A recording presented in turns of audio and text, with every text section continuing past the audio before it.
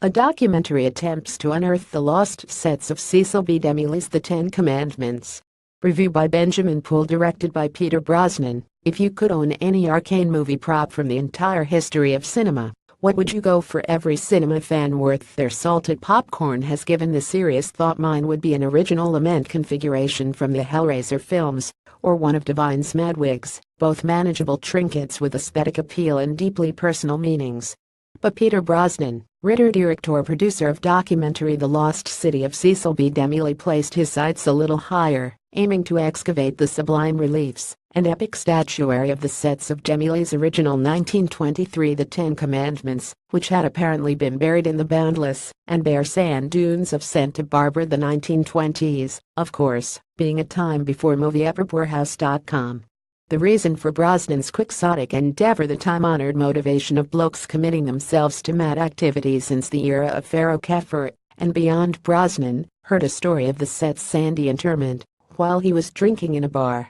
"Count me in ready when you are Mr. DeMilles," the old joke goes, a punchline derived from the well-established ostentation of the director's cast of thousands productions.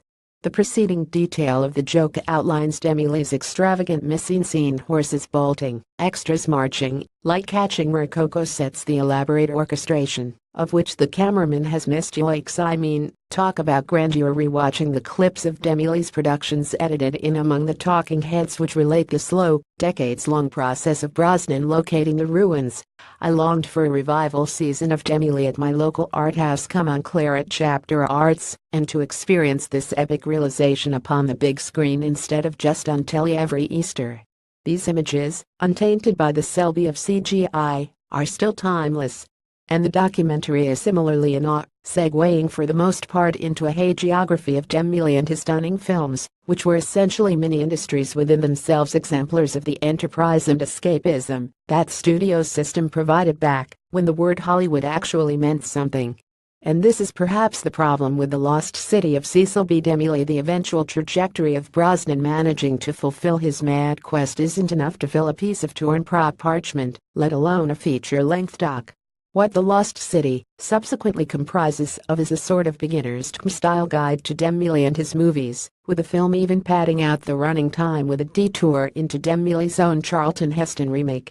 The parting of the sea sequence is always welcome in my house, but it has no to do with the sets of the Ten Commandments. DeMilles is painted as the picaresque character he no doubt was, and we're duly told about how the idea for the Ten Commandments was the outcome of a newspaper competition for ideas. Imagine if the modern industry bet the house on the whim of a fanboy. Just imagine.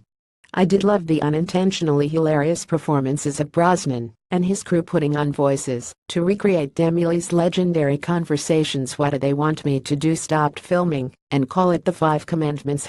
But I doubt anyone could give a shit about DeMilles' supposed affairs, and actual backstage footage used to paint him as an on-set tyrant simply only succeeds in making him look like a slightly exasperated primary school teacher when he calmly and charmingly calls his crew a bunch of monkeys. Christian Bale, eat your heart out, da. But even this is scant of the caliber of forensic detail or enlightening thesis which subjects of this magnitude rightly deserve. We are told, for instance, that literally tons of grease paint was ordered, but how many tons? This stuff is important. Similarly, the influence of the biblical epic, which early Hollywood repeatedly returned to, addressing the religious principles of the mass audience, while the rest of the art world progressed towards a decadent avant-garde, is glossed over. And, most fatally, The Lost City of Cecil B. DeMilles' ostensible narrative, that of a sort of showbiz time team, is similarly overwhelmed. At one point, Brosnan mentions that he chucked it all in to become a private investigator who specializes in child abuse cases, complete with a slow-mo shot of the man himself walking towards camera. There's your movie, surely, but this intriguing plot development is never indulged. What drove this peculiar individual, the man who wrote William Lustig's 1989 hit list, no less, to pour so many resources into this mad quest? Alas, we may never truly know. At the end, however, spoiler, the team does manage to excavate an entire sphinx, so yay for them. The Lost City of Cecil B. DeMilles is on VOD October 3rd.